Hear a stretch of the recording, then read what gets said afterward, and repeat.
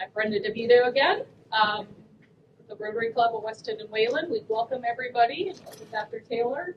I just want to tell you a little bit what Rotary is, because some of you might not know. We're a community service organization, the largest in the world. We hold events to support our commitments both in Weston and Wayland, so we're a dual community group, and well beyond that, so internationally also. We've done fundraising events like the Antique and Classic Car Show you may have been to, the Christmas tree sale. We do the Kids Fishing Derby, which is coming up in April. We do a seedlings project where we donate seedling trees to every first grader in Weston and Wayland. So it's how many, 500 or so trees. We do the Children's Business Fair. You may have seen that, and that's in May, and the car show in September. So, and we raise funds. We support Weston and Wayland scholarships, food security programs, Bristol Lodge, and a lot of the food pantries. We do international projects. We did a Ukraine project where we raised a lot of funds to send medical supplies there. We do an international exchange program for students in high school. Conservation projects are Sears Field. We actually adopted Sears Field and reclaimed it from all of the invasives, and now we're in a planting stage to return it back to a meadow. So we do a lot of things, a lot of great things. We have a brochure if you want to learn more about us. Join us anytime for any of our meetings or events. We meet on Thursdays, usually around 6:30 at the Weston Golf Club generally. So you can find our calendar and stuff, the QR code. Take one of these on the way out. Okay, so we met Dr. Taylor, actually Richard met Dr. Taylor at the car show this fall. And he thought it was such a great event, he wanted to give back to our club and to the community. So he wanted to come and talk to us about aging gracefully. With that, I want to welcome you and thank you. Thanks for having me. And the floor is yours. There it is. Wow. Come on in. Hi, everybody. Hi. Too loud? Right side? Right? Perfect. Maybe as we youth and age gracefully, we'll hear more. Okay, so here's the most important thing. Write this down. Ready? Write this down.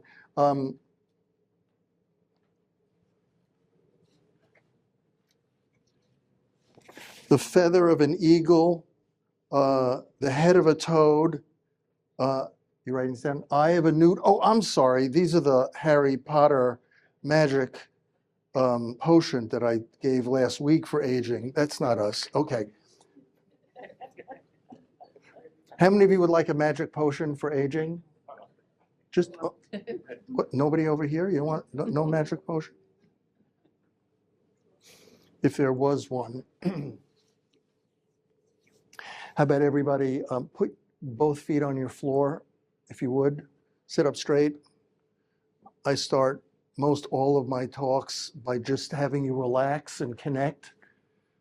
Take a nice deep breath and connect to the earth below you. You can keep your eyes open if you want. You can close your eyes if you want. Just a sense of getting us connected to one another and you feeling more present. Thank you so much for coming out. So nice deep breath. Again, bring the energy of everything below you and up through the floor, through the bottoms of your feet.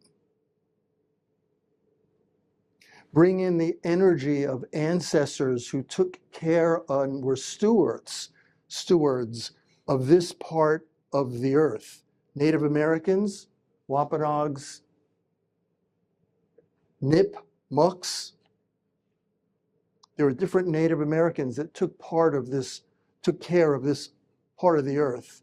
Let's just honor them, bring the energy of them. And how about you bring any of your ancestors, your mothers, fathers, uncles, family, close friends, people who cheered you on, just have them be with us.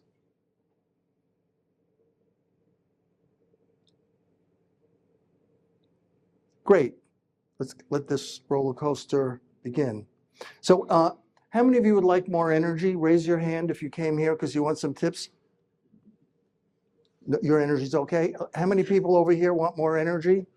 Great. So first tip is, without a lot of energy, and it seems as people get older, and that could for some people be in their 20s and 30s, right? But as you go into your 40s and 50s, it's like, where's my energy? So this talk is an introduction, and it's an introduction to a class that I've taught a number of times. Sometimes it's been a 6-session course, sometimes it's been an 8-session course. So I'm going to speak fairly quickly, and I'm going to have time at the end for you to ask some questions. And I want to just throw out a lot of different ideas for you to think about, write things down, circle back at the end. And I'm going to speak for 30, 45 minutes, plus or minus. And if you've got a question, please write it down, because I want to make sure you have time to get your questions answered. So first, thanks a lot to Rich, Brenda. Thank you so much for having me. I really appreciate a lot of what the Rotary Club does, because it's an example of one of the most important things that's been studied in terms of aging well. The topic of longevity has gotten so much airtime, blog time, reading time. There's so much been written. So I want to summarize a lot. Sometimes I called this talk, or the course I've taught, Aging with Vitality and Mindfulness. Sometimes I've called this Aging Gracefully. But rather than having a belief that as you get older, you get sicker, is that a thought that a lot of your family members have had? That as we get older, the body is supposed to break down more? Yeah, kind of. I mean, anything other than that sounds new agey to me. That, you read something or somebody gave you some other option that, different than some cars, our bodies are not designed to get disease. So the thought I've been working on, I've been doing this, hard to imagine, for 40, 50 years, is how can we live our lives increasing the quality, not just the quantity of our lives. But since the idea is that most of us are going to leave our body at some point, how could we optimize the chances that we leave our body from old age rather than leave our body from disease? And that's a question I'd like you to listen to everything I'm offering you as possibilities. Like, how could you design your life living in a way that when it's your time to leave your body, you leave your body with some more dignity, and not necessarily leave your body in a way that most people, unless you're going through some tragedy, we send our hearts to everybody that's mourning because they're living in Ukraine or Gaza or Israel. We send our hearts to people who are dealing with the loss of a tragedy like the air accident that happened last night. And so we human beings leave our body in a lot of different ways, but if you don't leave it by a snake bite or by a quick heart attack, the bad news is that for most of us in our 50s, 60s, 70s, when we thought we'd have more time for cruises or running or art or designing beauty, or, most of us are dealing with a lot of body stuff in our 40s, 50s, 60s, 70s. So my offer to you is to tickle and provoke you and to think, what's different, even if you're not in your 50s or 60s, 70s, a couple of you are in your 70s or 80s. I have a thought that when we're young, what's most important for us, not all of us, but I'm just offering you, what's most important when we're younger is to be successful, maybe get some fame and have money. Does that land for you? that for most people in their 20s and 30s and 40s, what's important is success, and to really make sure that they have some money so that they're not in survival or having to scramble. You know, you want to get enough money so you don't have to think about money. Does that point ever come? Well, for some people it does, but for some people, they seem to be so oriented to making money that no matter how much they have, it's never enough. You've met people like that, right? I mean, some people who go bankrupt just, you know, rebuild themselves, and some people who go bankrupt want to commit suicide, because one of the things about aging and getting older, I'm going to suggest, is that most of us are oriented to relationships, purpose, and service. So I'd like to suggest to you that as we get older, how about as we mature, we're less interested with success, fame, and money. And I'm offering you that one of the things about aging gracefully is that we embrace how important relationships are. Just let it land for a moment. As we mature, what becomes more important is not just what's on our bucket list, what we're going to do, but what becomes important is what's our purpose? You know, kind of who am I questions, and why am I doing this? What's it really about, Alfie? Like that. And for some people, as they get older and mature, one of the things about one's legacy is, how do I give back? Hence, thank you for allowing me to contribute here to the Rotary Club. How many of you are members of the club or Rotarians? Great. How many of you are not?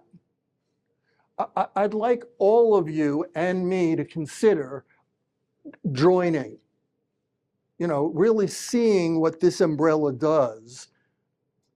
Maybe you want to participate. Maybe you just want to offer them some money.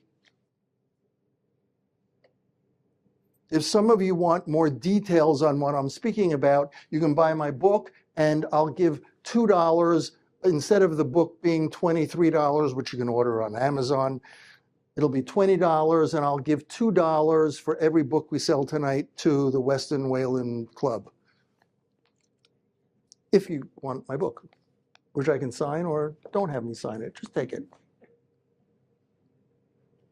So that thought I just want to leave you with about success, money, and fame versus as we get older.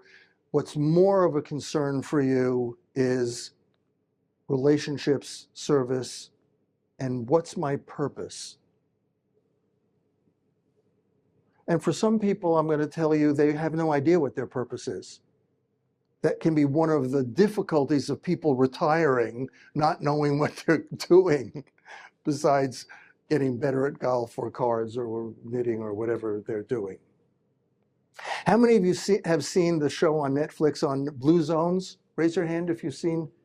How many of you don't know the term Blue Zones? You've never heard of it? Awesome. Write down Blue Zones. Dan Buettner is a man. Did you say fabulous? Fabulous, thank you. So Dan Buettner is a man who has looked at some cultures around the planet. One in Sardinia, one in Okinawa, Georgia, Alaska. And these are communities where regularly for generations, these people live past 100. They're starting new vocations. They're involved in projects very different than France, Germany, the United States. So there are 4 episodes on Netflix, highly recommended. What do you think when they look at different people around the planet who consistently live over 100, 105, 108, 110, 115, wow, over generations? Raise your hand if you think it's mostly because people don't drink alcohol. Raise your hand if you think it's people don't eat much sugar in those places. Thank you, Joanne. Okay, thank you. Raise your hand if you think it's people in those places exercise a lot. Oh, okay. Raise your hand if you think the factor that links Sardinia, Okinawa, places in Russia, as in Georgia, not Georgia in our country, where these people do amazing things in their 90s, 100 and 510. Really, it's all about genetics. That's fine too. Okay, none of those is the link of the blue zones. By the way, why is it called blue zones?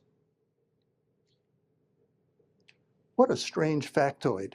Because they were using a blue pen when they took notes. Sorry, couldn't resist. So, blue zones, very interesting. I don't have any financial, watch the Netflix series, it's really good. Here it is, just in case you want to leave or you're tired and you kind of nap for the next 20 minutes that I'm talking, here's the most important thing, which is why I'm saying it at the beginning. The link of the most important variable that has people in blue zones be so productive is community. Community. Loneliness and our sense of separation. Now, there's a difference in my world between being alone and lonely. Lonely has something to do with not being connected, no matter how many times you go to church or temple. Loneliness has to do with not appreciating, understanding, grokking, all things must pass. And whether it's my dog or somebody in your family, or we human beings have a lesson of how we deal with jobs, family members pass, friends pass. And we're here to somehow grok and interpret the loss. Loneliness is different than being alone. The single most important factor of aging gracefully is community. And you might want to look at not just do you go to church. Personally, I'm not a very religious guy, but I do a lot of stuff spiritually. And that's a different talk for me to talk about, unless you want to ask me a question when I finish my remarks, on the difference between being religious and spiritual. But the single most important thing for us human beings that's been studied, that has all sorts of science, is being connected and having a sense of connection. Whether you're connected to the earth, and that's why you walk, whether you like sunrises or sunsets, whether you do things for the environment, whether you do things for animals, whether you do things to bring car owners together and put on unbelievable car shows, or unbelievable things for teenagers and fishing? Fishing derby. Okay. Where's that? At the Weston High School pond. Wow, who knew there were even fish there, let alone there was a pond? We helped the pond out a little bit. Right. But one of the things as we age and people move, and you're a priest or you're a minister or you're a rabbi or you're a teacher, and people pass or they move, is the sense of replacing yourself. Not just how often you go to that, but are you reinventing different communities for you to fulfill whatever purpose you have? Now, that being said, I want to go over a number of other things that have been studied, and then I'll open it up to questions. I'm a doc, I'm a naturopath that loves making distinctions between health and healing. So the whole first half of my book on digestion and detoxing and vitamins and food, and with Ellen is, does anybody need a unbelievable editor? Ellen is just come on, this woman edited my book and she's just magic. Thank you for driving up.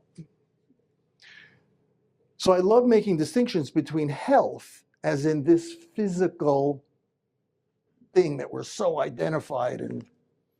Big guns. And something different than our physical body, like our emotional body and our mental body and our spiritual body. So I want to go over things that have been studied that have to do with longevity, the quality of our lives. There's nothing I've read that's going to necessarily work out that one of us is not going to die. That's not true. We are all going to, at some moment, take our last breath. What's the quality of our life, and how do we approach that with some dignity, which is why the last chapter in my book is on death and dying. So I make a difference between context and content. So let me go over the contextual things first. The first one I already mentioned was community. Now, genetics have a very important role in our lives, and I've been telling people for a couple of decades that I don't know how to change your brown eye blue and your blue eyes brown, and your eyes are beautiful. Why would I want to change your color anyway?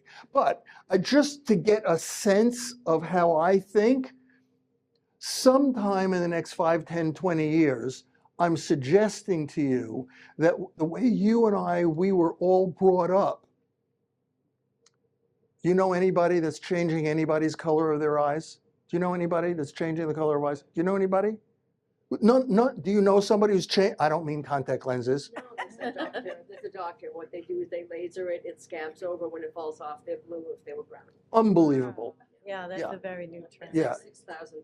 Well, it's only 6. It's less than a nose and other body parts. So, it's with 6,000 for other colored eyes. Okay. Generally not. What I'm suggesting is that there's a word, write it down, called epigenetics.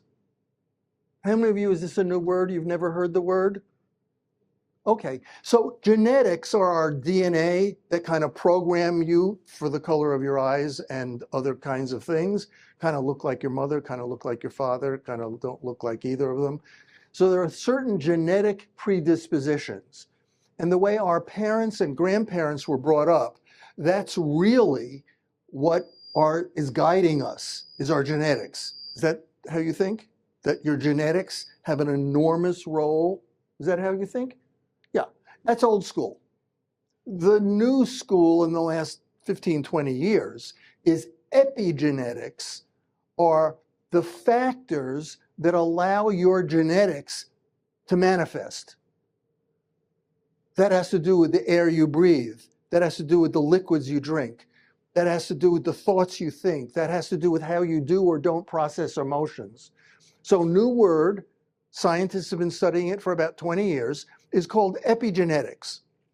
The first epigenetics I went over with you is called community.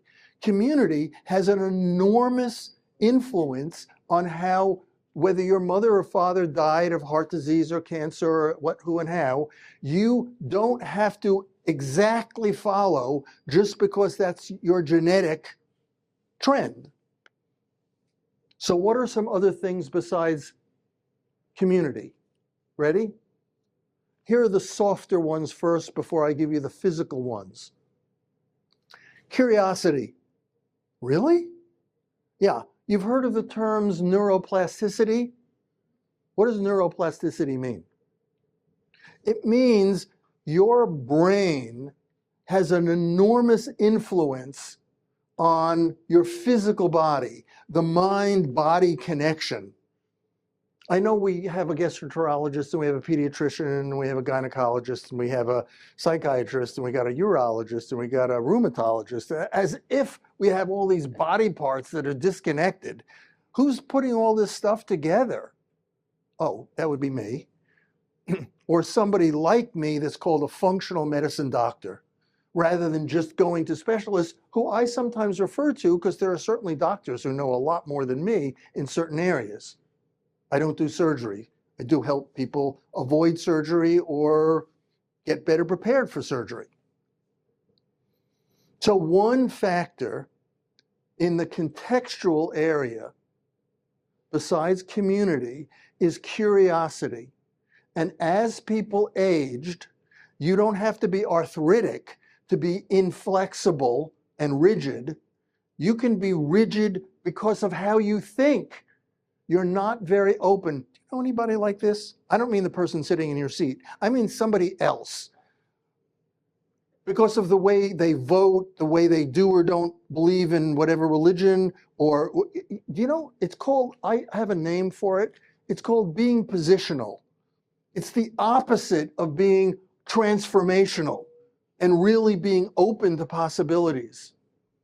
And some people, as they age, you know people like this, who get more and more positional. They get more and more rigid.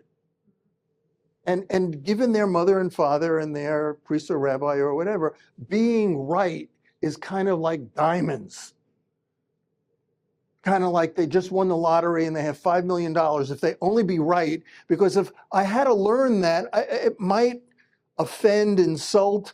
I might have to rearrange and reevaluate how I've been thinking. Whereas what science is telling us is not to be lackadaisical and laissez-faire, but science is telling us that the more neuroplasticity you have, the more flexibility and curious, but I mean really curious, not like, oh yeah, show me. No, not that kind of curiosity. I mean this kind of curiosity. Like, really? Tell me more about that. You know? God, I didn't see it that way.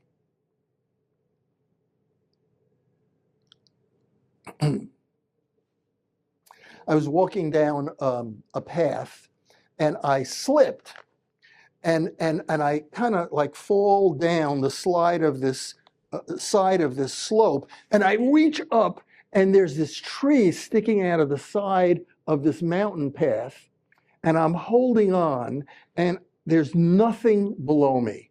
I mean, really. Yeah. And help, is anybody up there? Anybody at all?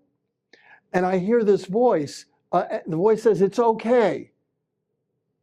And I said, oh my God. I said, who is it? And the voice said, it's God. And I said, really? I said, wow, what should I do? And the voice said, let go. And I said, anybody else up there? I'm hanging. Got any other thoughts? Any other suggestions? And I finally let go, and I didn't see, because of my perspective, that there was a little bit of a bluff, a mound of earth. All I could see was space from holding on. Maybe I had a big belly, I don't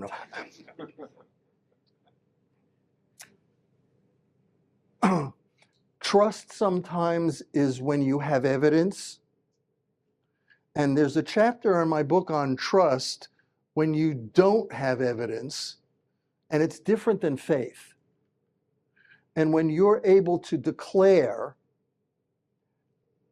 and really trust something, but you don't have evidence for it. You following me? Trust when you have evidence. Show me and I'll trust you. Given how much many of us have been betrayed or have heard hurts or wounds, or people have left us, or jobs that didn't work out, or relationships that didn't work out, or diets that didn't work out. Oh my God, my bicycle riding didn't work out, and my gym routine didn't. I mean, you know, there's a lot of evidence that some of us as human beings could claim why we don't trust. And when some people in blue zones were studied, these are thousands of people who live over, they have a certain, not only community with family and relatives and friends, but they have a certain way of connection to life, not only connection to flowers and the ground and the earth and, you know, the earth, but they also, I don't mean that they're all religious. I mean they have a sense of there's some order working out, that even if they're, excuse me, pea brain, sorry, don't be offended, their small brain can't appreciate what's in front of them. They live in a sea of trust rather than many normal people are either numb or trust is not real for them. Maybe the person sitting in your seat. And that there are a lot of people, especially as we get into our 50s, 60s, and 70s, we're looking for more and more evidence, which is very difficult as our communities dissolve. And people move away, and our neighbors move, and our partners pass away, or our friends pass away. So another factor of aging gracefully is to really understand intention. There's a chapter in my book on intention, the power of how do you use your mind to manifest. This is not just a question of intelligence and how smart you are. It's a question of the way your mind works and not just, well, I hope I don't get cancer. Anybody read the Wayne Dwyer's book on the power of intention? Well, after reading it and hearing him, he was a spiritual guy, he passed away, very, very powerful guy. And based on that, I wrote a small chapter in my book on intention. That is the chapter right before, what would life be like for you if you radically had a breakthrough? What's a breakthrough, a radical breakthrough? Well, something that you don't think that's possible happens. Before the breakthrough, you were pretty much not clear that could happen. It was, I pretty think it's not possible. And then you have a breakthrough. People have breakthroughs all the time. How do you use intention to have a breakthrough? What am I missing? Couple. Purpose. Aren't you? I tried my best to write neatly. It's kind of not my thing, but I tried.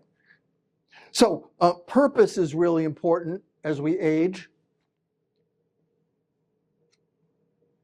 People whose community is more than you and your friends come back to sign up, join the Rotary Club, where your circle of influence is beyond a small circle, where you're contributing to people just because you love contributing. And you don't know anything about fishing or children. But it sounds like a neat thing to do with people who also like contributing. So contribution and being a service, and I haven't mentioned, so this is a good time. A lot of us, don't raise your hand.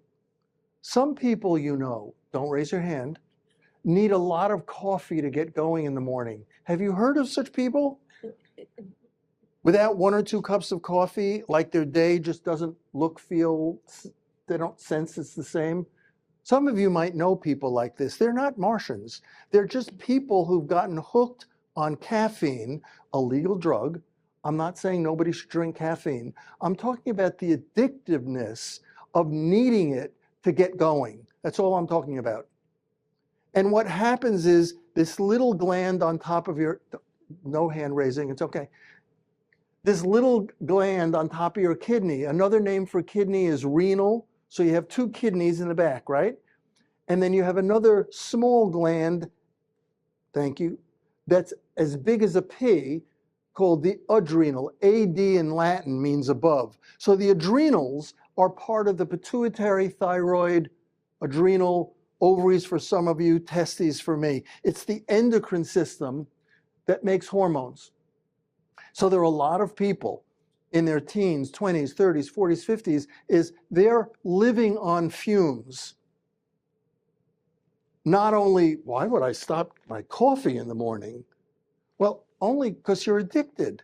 If your teenagers were addicted to something, even if it was okay, you'd say, maybe you don't want to be addicted. It's not don't ever drink coffee. I'm just questioning that what you think's okay in your 30s, 40s, 50s becomes problematic in your 60s and 70s when those adrenals get tired because they've been working hard, because you're needing the caffeine to kind of get you going. So when the adrenals are pumping like that, there's a chapter in the first half of my book on what's called adrenal overload, not Addison's or Cushing's disease. Anybody notice Bobby Kennedy's skin, how dark it is? Yeah, he's got Cushing's disease, Addison's disease. Very, very rare. But your skin gets really dark, like you've been in the sun for too long. So there are a lot of people who don't have Cushing's or Addison's disease, like a pathology named disease that your MD, this is just rare, rare, rare. But a lot of people, well, how do I know somebody's got, when somebody comes in and I'm doing my physical exam or I'm doing my review of systems, bright light bothers them, hair thinning or falling out, their immune system's on the blink. They say that a lot of things are better or worse when they're stressed out. Duh. Their ability to deal with more stress is compromised. Duh. How's your energy? I kind of wake up tired. My coffee, I don't drink coffee. You know, eat, bring my glucose up. But 3, 4, 5 o'clock in the afternoon, I tend to get really tired. Ding, ding, ding, ding, ding, ding, ding. Every organ in your body has a time when it is napping and recharging. This little gland on your kidneys, the adrenals, which make cortisol or adrenaline, naps between 3 to 5 o'clock in the afternoon. So if your sympathetic nervous system, you're kind of like, you've got allergies, something's going on in your marriage, something's going on in the world, oh my God, something's going on with your physical body, surgeries, something's going on in your business. You've got demands, but you're not eating in a way, you have no idea how to eat in a way to build adrenal strength. Then that could back up for your thyroid. That could back up for why you get headaches. That could be back up. You don't need a 3rd or 4th cup of coffee to get energy. You need to know how to build your adrenals. So relaxation strategies, how to get your parasympathetic nervous system to work better, are some of the keys for when you're learning the context, background. Are you in touch with your purpose? Is your life oriented in some way, whether it's giving money, that would be the least involvement, but at least you feel good giving some of your money away. Different than giving your time away. Different than just tutoring somebody, being a father, mother to somebody. So these are some of the factors that have been studied that are different than physical factors. We're approaching the time that you guys are going to ask questions. Ready? So I talked to you about genetics, talked to you about epigenetics, talked to you about blue zones. So here are some factors that are, what can I do to age a bit more gracefully? What could I do to age more gracefully? Lots of research about moving, yoga, dancing, stretching, swimming, walking. What else do some of you do to get more oxygen in your body? Bike ride. What else do some of you do that would be move your body? Dance, Tai Chi, yoga. Something to get your heart as a pump to deliver more oxygen is a huge factor for people in their 50s and 60s. Not just because of what it'll do for your heart, not just because of it'll help you be a little bit slimmer and burn some fat, but because you need oxygen.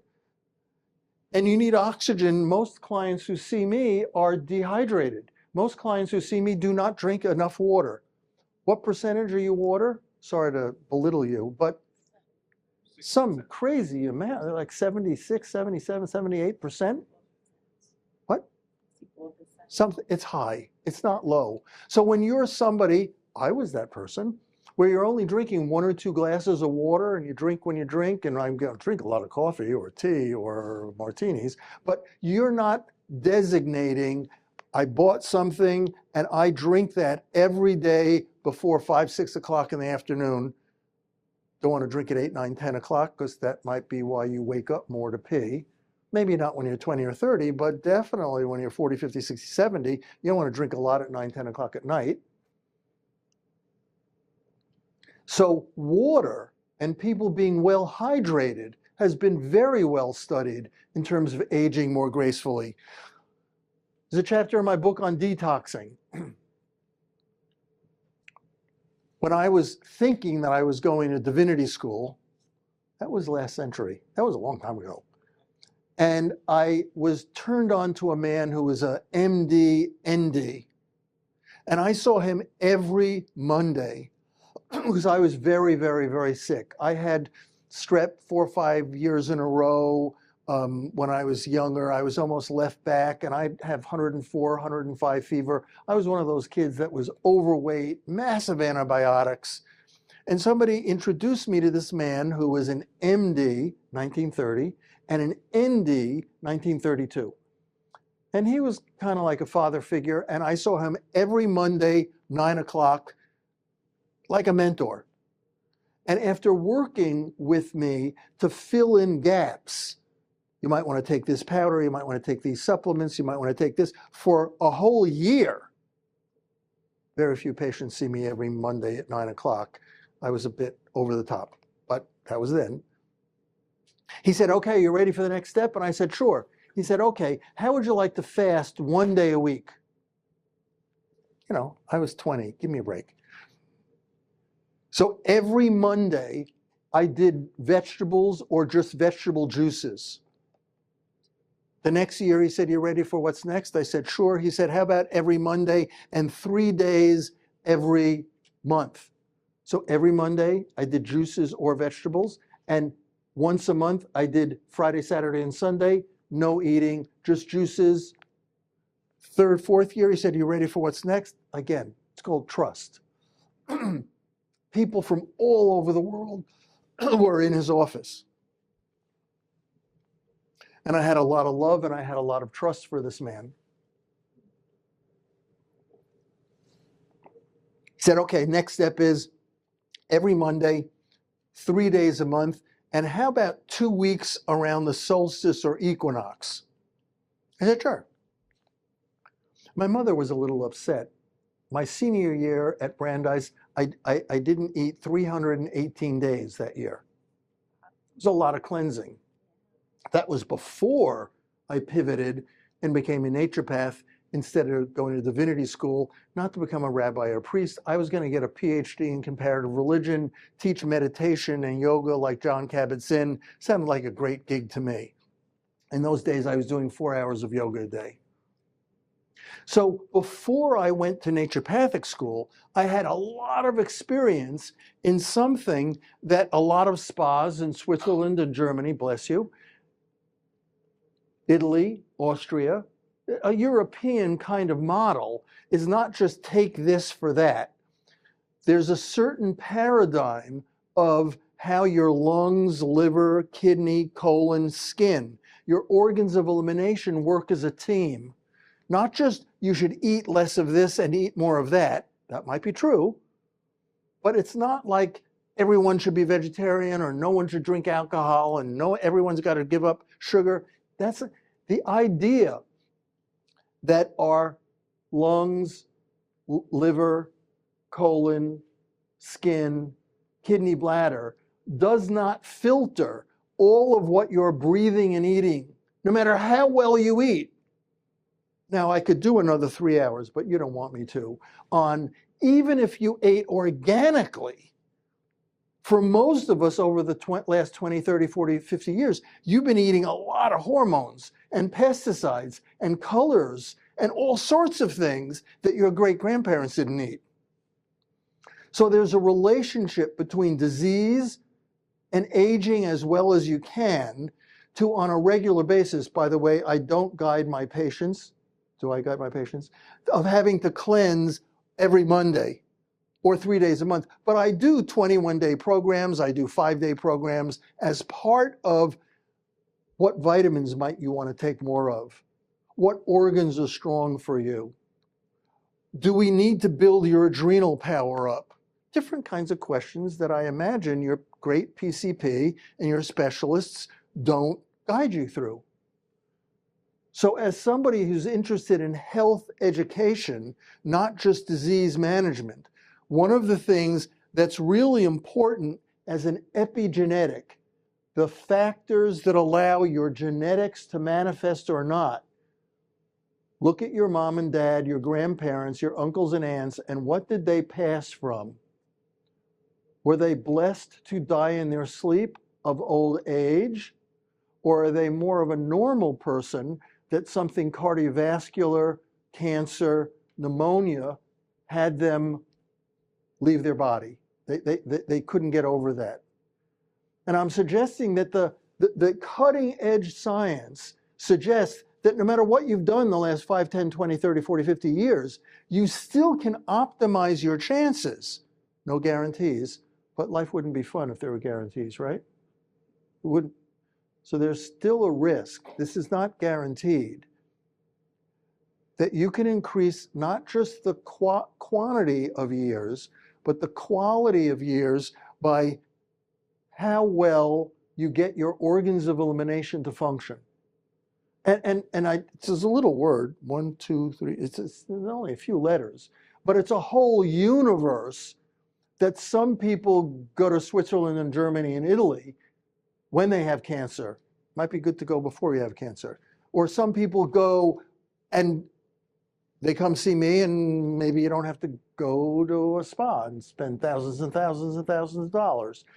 But when I'm working with arthritis or colitis or all sorts of inflammatory conditions, one of my main tools is not just how do I build strength, tonify someone's body, but how do I allow them to rest, cleanse, and detox their body?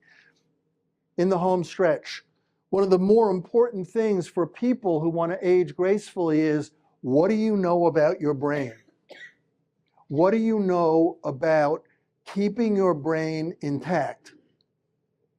Given my mother, given my father, wow, really? Wow, okay. Well, my mother did live till she was 94, died right before she, well, that's a lot of years. And my father died when he was 88. Well, okay, so yeah, he lived a pretty good life, except that they both had dementia. What genetic predispositions do I have? Now, maybe your mom and dad didn't have dementia. No hand raising. But the idea of being intentional and really taking care of this body like an adventure, not just your teeth, not just how much you spend on your hair or enhancing other body parts. Oh my God, the amount of money that people spend on things that are related to their image that really aren't related to the quality of their life, other than it would involve the quality of life, because our culture is so image oriented. That's why our teeth is important, and our breasts are important, and our nose is important, and colored contact lenses is important. But, well, would you spend a couple of $100 or a couple of $1,000 if you really thought that in your 70s and 80s, you could keep your brain sharp and not like a normal 72, 75, 78, 80-year-old, where how many 80-year-olds do you know whose brains are really sharp? They are out there. But I'm not talking about just somebody being okay at their 80 because they're lucky. You know, they've got great Irish genes or great Italian genes or great genetics. I'm talking about understanding your brain, not the way I understand my, well, you don't want to understand your brain the way I understand mine, but you get the picture. It's just, people know more about their computers and their cars than they do about their body. People come to me and say, I don't feel comfortable. My body doesn't feel like my ally. That's different than, do you need zinc to not have COVID bite you in the butt? Do you know about vitamin D and COVID as a COVID prevention? Do you know about your immune system? It's a chapter in my book on the immune system. It's 2 pages. It's not a lot. But those are questions that it's not the same for everybody, but you could be curious. And the last thing is aging in today's world. If you're a woman, for you really to appreciate estrogen and progesterone, and if you're a man, really appreciating testosterone, and if you're a woman, really appreciating testosterone, and hormones play a vital role in how we age, well or not so well. How your skin looks, how a woman's skin is not just, well, they sat in the sun an awful lot when they were in their 30s or 40s. That's different than if a woman eats in a way with fats and avocados and different things where her skin gets moisturized and she knows how to eat to have more progesterone in her body. Because her ovaries have kind of, they're on the beach, you know, her ovaries are not making progesterone and estrogen anymore. And maybe she needs an herb, or maybe she needs a transdermal cream. So I just went into an image so that she looks a certain way. Well, how do women, most women, some not true, how do most women feel when they're pregnant? What did you say? Well, some do. Most of them feel Yes, but most of them feel great. And the women who feel awful because they don't have enough progesterone. Progesterone is the feel-good hormone. And if some women, not because they drank too much or they did too much recreational drugs, don't raise your hand, but some women can't make all the conversions in their liver. And so morning sickness, and more than a few women I've dealt with in the last 40, 50 years, I mean, their pregnancies were like, my God, your kids should bow down to you every day if they knew what you went through. It's heroic. While that's true for many women, the women who come to me early in their pregnancy, I'm working on their liver. I'm trying to get preferably 3 or 4 or 6 months a year before they conceive, but I'm not always that lucky. But even when they're having terrible nausea and they're feeling awful, definitely, it's a hormone imbalance. Their liver is overloaded and their body can't handle. Whereas some women who think they've just seen Jesus, they feel so great. Anybody feel phenomenal when you were pregnant? No. Well, okay. I'm just saying, I know, they're from Venus, not Mars. These 2 women, we flew them in, they got here safely, and they're shills. I give them an extra free book before they leave, just for coming and being sweet. The idea of feeling as good as some women feel when they're carrying and pregnant has a lot to do with hormones, which have a lot to do with how overloaded your liver and your colon is. And there are these modules, there are these pieces of the pie that you don't have to know them at the level that I may know them a little bit. It's been my passion, been my love for a lot of years. But you could learn them like you just got a dehydrator. You know, you just got a new computer. You just got a new Apple phone. You just got a new something. And it's rather than just, how does this work? I don't know, maybe you need to go to the Apple store and, you know, take a couple lessons. Your doctors and nurses are not giving you the chapters in the manual of how to age gracefully. It's not a 20-volume encyclopedia, and you don't have to know it at the level that I love knowing it, but you could be curious, whether it's on my website, lots of TV interviews, lots of radio shows, free. Go on my website, hang out. Get a copy of my book. Maybe come in and let me evaluate you, if that resonates with you. But there are a lot of possibilities that you could make an adventure and fun, rather than many normal, sweet, wonderful, loving, very intelligent people have fears of aging. They don't want to age like their mother and father. They don't want to age like friends, because a lot of people in their 60s and 70s and 80s, it's a time of trying to find the time to go to all sorts of doctors, as opposed to where's my next adventure in life? Can I learn Italian? Can I write some short stories? Can I read some poetry? Can I go to some more concerts? Can I go to some more plays? You know, how do I find more joy and spirit in life? And for a lot of people, I thought I would do more of that when I got older, except as they get in their 60s and 70s, their body starts breaking down because of the ways they dealt with stuff in their 40s and 50s. Questions, thoughts, comments? I'm here for another few minutes, and then some of you I know want to leave. Thank you for listening. Yes, sir, you're on. What about vitamin E? Can you talk a little bit about vitamin D? A little. D is in David. You get more in the spring and summer unless you live in Hawaii.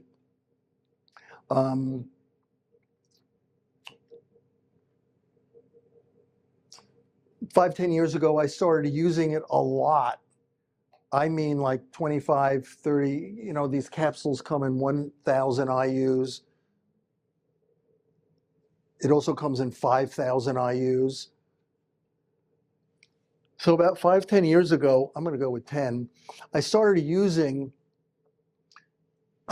maybe 25,000 units a day when people were getting around the flu. Instead of the flu vaccine, in addition to the flu vaccine, it's one of the things I used in very large quantities if somebody said they had COVID, or their partner had COVID, they didn't want to get COVID. So there's an enormous amount. Google, vitamin D, and COVID. I'm not a researcher.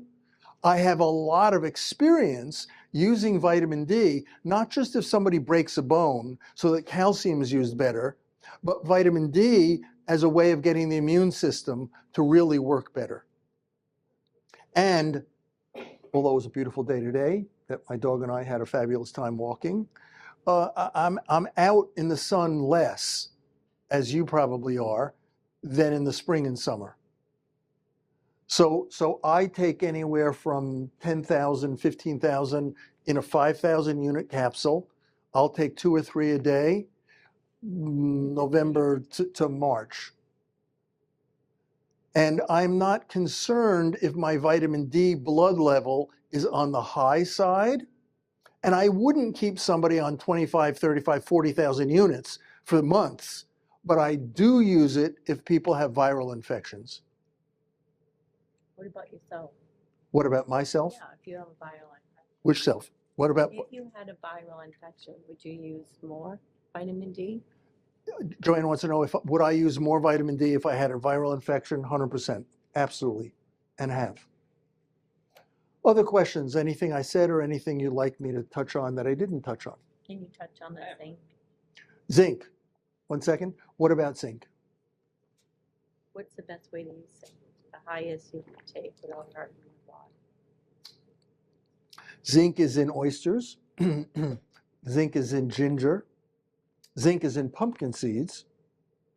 Zinc is robbed pretty easily the more white sugar you eat. Just saying. You know, if you're a regular, normal sugar person, not going to be easy. And how many oysters do you eat a week? And how much ginger do you do? So zinc is one of those minerals very specific for allergy relief. Very, very important. Google zinc and COVID. Write yourself a note when you go home tonight, tomorrow. Google zinc and COVID. See what you come up with. So it was one of the 2 things I'd give people who really were like, should I take Paxlovid? Should I do this? Should I do COVID vaccine? Not going there, too political. But I would give people 1, 30, 40, or 50 milligram zinc picolinate, zinc citrate. Not all zinc is equal. And depending on how small a person, how big a man or woman it was, I personally do 50 milligrams of zinc a day, every day. But remember, I test myself once or twice a year. Side effects of too much zinc? Very easy. You get nauseous. Oh, I don't think, You cut back on zinc, take it every other day, or take a lower amount, but it's not common. But could somebody take too much zinc? Oh, of course. Going to create cancer or heart disease or kidney stones? No, no, you wouldn't get there because your body isn't going to metabolize it. You'd get nauseous. Who needs more zinc? I said it just to underline it. People with allergies, eczema and allergies are often very, very zinc deficient. And sorry, it doesn't mean you got to cut out sugar for the rest of your life. It just means if you're trying to get zinc into your cells, you know, crucifixion experience is a tough way. It just means if you want the zinc to get in, you got to be careful of what foods are going to really interrupt it. Yes, sir. Are there any natural kinds of things you can possibly take to affect neuropathy? Not too many medicines that I know of that affect it or relieve it, and some have a serious neuropathy. The question for the tape, the gentleman wants to know about neuropathy. Does everybody know what neuropathy is? Kind of? Yeah. So there's neuropathy from diabetes. There's neuropathy from a disc problem in your back. Neuropathy is something's not happy with a nerve, okay? You're understanding? Neuropathy. You have a tingling in a toe. Sorry, it's not your toe, it's your knee. It's not your knee, it's your elbow. A neuropathy is something's irritated in the nerve. So there might be things that are not just take. So if you wanted to take something, look up lipoic acid, Lipoic, lipoic acid, 200 milligrams once or twice a day. However, that also could be too simple and too, your neuropathy could be coming from a lot of things. One place neuropathy comes from is something's not right in the small of your back or in some disc somewhere. So red light, I have a whole bank of red lights that some of my clients sometimes sit in front of. Look up red light therapy. Look up infrared therapy. So in my exam room, I have an infrared mat that sometimes people lay down on. It is amazing to decrease inflammation and upregulate parasympathetic, relaxing the body. Look up red light therapy and what that does to cells. But if somebody's neuropathy is from diabetes, we're talking about they've got to get their blood sugar regulated, and now their diabetes is, migrated all over the place. But if somebody's neuropathy is not because they're diabetic, but because they have a disc concern, and the disc is leaning on a nerve. Can everybody visualize what a vertebrae looks like? And a vertebrae has a wing on each side. And there's a hole on the wing of each vertebrae. You have vertebrae in your neck, you got vertebrae in the middle of your body, you got vertebrae in your lower body, cervical, thoracic, lumbar vertebrae. So you have these, think of like an acupuncture needle or a very thin pen, thinner than a ballpoint pen. That's like a nerve. Well, it goes through the hole on the wing of your vertebrae.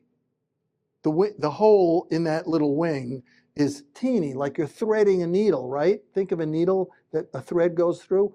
So if your disc is bulging and irritating that nerve, that's why your knee hurts. That's why your neuropathy hurts. And lipoic acid might cut the signal, but you've got to deal with the source of the problem in your vertebrae. And now we're talking about finding somebody. I can do my magic in different ways by working you up physically to help reduce the inflammation, probably reduce your coffee, probably reduce certain things that are inflammatory foods. But I'd also say there are chiropractors who are wizards, not just any chiropractor, but There are chiropractors who, oh my God, they're wizards. Yes, sir, Rich. What might keep my fingernails from breaking? Who knows what brittle fingernails or ridges on your fingernails are from? Could be a lot of Lack of minerals. Cheat. He knows more than I do. So lack of minerals, they're either not getting absorbed in your body, you need probiotics, you need more minerals, more juicing. You know, I have these powders that people put in, or just eat more vegetables, or we got to work on your digestion. I mean, you could cheat and eat some gelatin, knocks, you know, but that'll harden your nails. But nails that have ridges or nails that are brittle, it's a mineral absorption, or you're not eating enough minerals. But isn't it also a condition? A condition? The condition is from not enough minerals. Right. If you correct them, But I'm saying you can have ailments too that will display on your fingers. You can have lines down your nails, black lines down your nail, and they feel that's a sign of cancer. never heard that before. Yeah, it's true. Rich? If you listen to people like Louis Perricone, he talks about cortisol. They what, He please? talks about cortisol. Okay. And so can you talk about the importance of cortisol and regulation and the disadvantage of it and all the aspects? So there's an amino acid called theanine. I have it in something called a calming formula, or you can Google theanine, Theanine. And theanine is an amino acid that helps tamp down cortisol. But as I said to a patient this morning, please don't eat standing up, please don't eat in the car, please don't, because she said, I wake up at really early and then I do my ballet class every day. Wow, it's awesome. What a commitment. 4 or 5 days a week she does ballet for 45 minutes. Her class starts at 6:30 online. Wow, what a commitment. And then I go and I have to chop my vegetables very quickly. And then I have to really rush to get on the Peloton. And it was this mood of doing a lot of really good things in a way that was just not enough ballet, which she was taking classes in. Because after ballet, she went right into the Irish jig, which I didn't say. I should have thought of that then. So cortisol and overproduction of cortisol is this more is better. And somebody's enrolled in, I'm not a human being, I'm a human doer. And the more I accomplish, the more I'll succeed. Sound familiar? Yeah, it's like all of us to some degree. To the extent that some people like the rush of adrenaline. And if they meditate too deeply, and I do some hot rock therapy on their body, or I do some energy work on their body, it takes a while for them to actually appreciate and delight in cortisol levels dropping, where they're not bored, wondering what to do next. So there's some scripting and patterns that go in our brain where, from our mother, father, brothers, sisters, somewhere, church, who knows what, we got wired up that the more we accomplish and the more successful we are, then the more successful we are. And being, just being, whether it's being by praying, by singing, by breathing, is not a skill that somebody's put a lot of time, energy, and money. And that doesn't mean you have to sit on a cushion to meditate.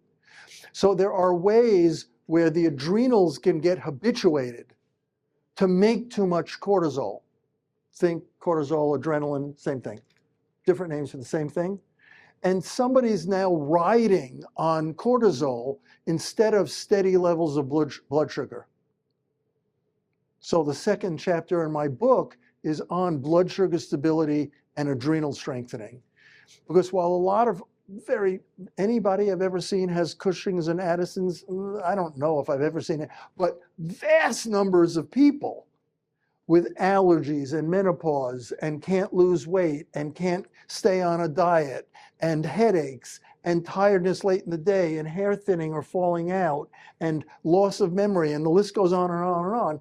Part of my rehabilitation suggestions is not only to, you want to take a very, very high potency B vitamin that would help your adrenals get a message. We're giving you the ingredients to make more cortisol, at the same time having you think about not asking your adrenals to make so much, which is difficult if you're a grandparent or you're a parent or you've got cancer or your best friend has cancer, or you're healing some tragedy, or, it's difficult.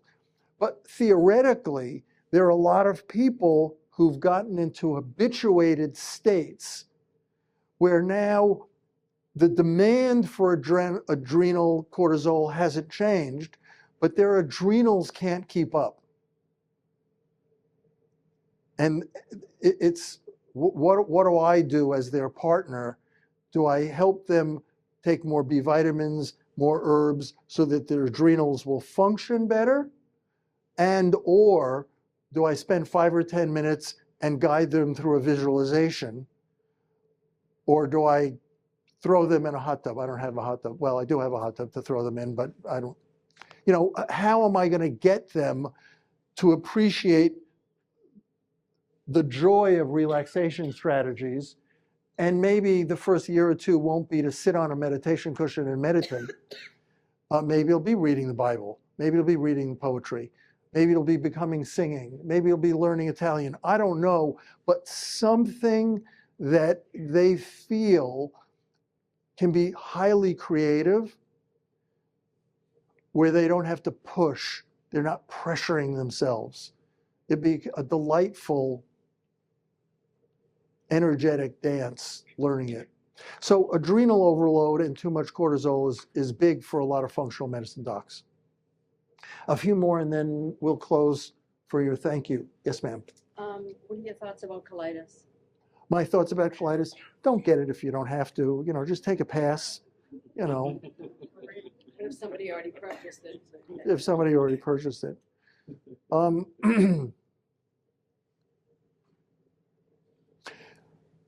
For those of you, colitis, colon, anything with an itis, arthritis, colitis, cystitis, anything with an itis is an inflammation. Yeah, that's what an itis is. So colitis is when your colon, rub your tongue on the inside of your cheek, feel how smooth it is. Should be that way all the way down your esophagus, inside your stomach, inside your small intestine. And colitis is either a way that an allergy, usually food, gluten, preservatives, something someone's eating, dairy, something, apple, is irritating the inside of your colon, but further down, not the inside of your cheek, and often gives you frequent loose stools. That's colitis. It's got different names. Could be Crohn's, could be ileitis, could be spastic colitis, which means sometimes it alternates with sluggish stools and you're constipated. Sometimes it's just loose, loose, loose. Some, many, not all, colitis is very emotionally related. Some, not all, colitis is related to somebody had a parasite 3, 4, 5, 10, 20, 30 years ago, or 30 years ago, and went through a period where their bowels are okay, and then something happened. And it's now a short suit for their body, but part of what's going on for their colitis is they've got an infectious agent.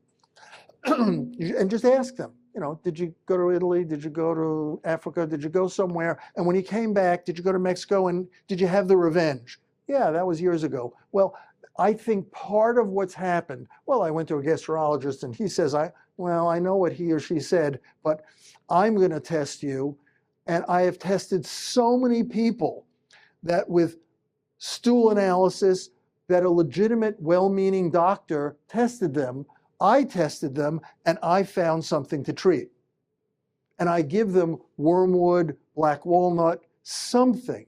I give them a very strong, high-potency probiotic taken away from food so that I'm implanting good guys, good gals, good bacteria that I'm helping repair the inside of their colon. I have to figure out not the name colitis, but do they have an allergy? Do they have an infectious agent? Are they going through a divorce? Are they thrilled they're going through a divorce? Are they leaving their job? Did something happen with a child? Is this some stress response?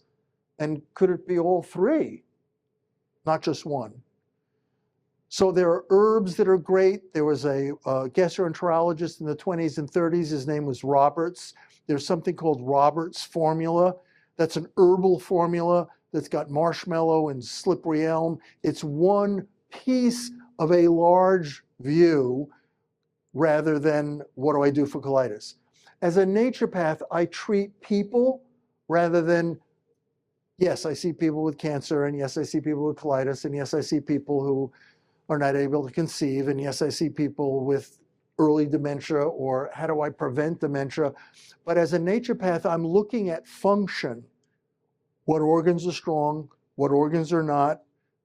I don't use the term vitamin deficiencies. What's a vitamin C deficiency? Exactly. I've never seen scurvy, ever, 50 years. But I've seen people who have bruise easily, and their gums bleed easily, and they have a lot of allergies, and they get infections, and their bra or their underwear or their socks leaves a mark, like an elastic mark. Is your underwear or bra too small? No, that's a sign of not enough vitamin C in your body. So I test people for all sorts of nutrients, so I don't use the term vitamin deficiency. That's a medical term, where if somebody needed more B vitamins because their cortisol is low, they don't have a B vitamin deficiency. That's beriberi. You know what beriberi is? Neither do I. Look it up in a pathology book. I've never seen it. But if somebody's sleep is poor and their energy's down and their cortisol's been cranking for years and they have a lot of sugar, and I say, have you ever had whole grains? And they go, what's a whole grain? I don't know if I've had whole grains. Well, then can we talk? Because their sugar's been robbing their body of B vitamins, and I'd like them to introduce some foods, not just throw them a B vitamin or vitamin C. So as a naturopath, I'm looking at balance, efficiency, strength, and do they need to detox so that they absorb everything they're eating? Do they have heavy metals? One or two more and then we'll go. I mean, you get a sense once you wind me up, it's hard to slow me down. Yes, ma'am. What can you say about colloidal silver instead of antibiotic? Great question. The question is about colloidal silver. Anybody ever take colloidal silver? Look at you. Awesome. So the colloidal silver that I believe is the best is called AG-Cytal by Allergy Research. There are a lot of other colloidal silvers that could be good, but that's the one that I like. And colloidal silver is a preparation of the silver, thank you, just seeing if you're awake. And it's liquid, it doesn't taste bad. And if you've got one that it's a certain parts per million, tasteless, it's almost like water, right? Doesn't taste anything. So I've used it gallons over 20, 30 years. I was in Nantucket once, easily 30 years ago, probably more. And I got bitten by a brown recluse spider. Ouch. It was kind of like this, almost as big as his muscles. It was like just huge. And I went to the hospital on Nantucket, and you were bitten by a spider, and it's like, to say it hurt, understatement.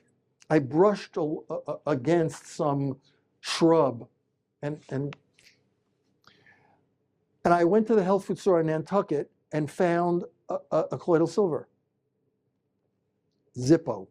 3 days later, I got to go home, interrupt my vacation, and I got on what I had used for patients probably 30, 40 years, still use the same kind, and within a couple of days, colloidal silver will have an antibiotic-like effect for bacterias, viruses. So particularly since the medical world has a fair amount for bacterial infections, but has very little to nothing for viral infections, people have caught on to using colloidal silver. I have a very dear friend, chiropractor, whose patient brought her some because there are these machines that people can make colloidal silver in their basement from water, you know, like these mad scientist machines. So she thought it was, oh, like, okay, and it was like in a bottle of water. Just look. Her husband, not knowing, put that bottle of water in a pot and made tea with it. And she drank the whole thing. It took she and I about a year to a year and a half to detox her from the silver poisoning that she had. Wow, she's a lucky. I mean, literally, her hair and skin and all sorts of stuff turned blue. Now, the AG Cytal made by Allergy Research, I have no points or any financial relationship with Allergy Research other than the man who used to own it. Ever meet Stephen Levine? Very, very sweet guy, but he sold out, as in most vitamin companies have sold out to big farm companies. But Stephen Levine doesn't own Allergy Research anymore. I have never had anyone, I've used AG Cytal colloidal silver with infants 1, 2, 3 years old. It comes in a nasal spray, and it's one of a number of things I use preventively, or if someone's got an infection and I think it's viral. Did you put helichrysum on the spider bite? Did I put what? Helichrysum? No. Oil? Okay. No, but I did take my arm off, so this is a prosthetic. I But, got no, bit I'm by kidding. a spider. I used oil of oregano. Oil of oregano, good. Last question or two, and then we'll say goodbye. We good? Can I? Yes, sir. First of all, I just want to thank you. Teach us so much how to live at good life and good health. I have one dumb question. That what do you think? Is there a life after death? The last few words, ask again, please. Do you think there is life after? Oh, life after death. Do you think there's life after death? Oh boy, I'm having so many challenges with this life that past lives or future lives, I mean, I don't even want to entertain it. I mean, I'm doing my best to be present, have you laugh, you know, see if I can make sense of things like last night's tragedies. And so I don't know, I can't answer that. Honest to God, I have teachers and shamans that I've been with around the world that I have been with who have access to all sorts of other information that I sit and listen to. But the work I do with my clients who see me, I'm very blessed. People see me from all over the country. Some I Zoom, some I never meet, some who come to see me. My office is in my home across from the River School. Is to try to get people to have more fun and to really live out of their purpose so that they see what a privilege it is to have a body. Hence the name of my brand, Love Your Body. God bless you. Nice to meet you. If you'd like me to sign a book, come. And some of you I'll see again. Thank you so much, everybody.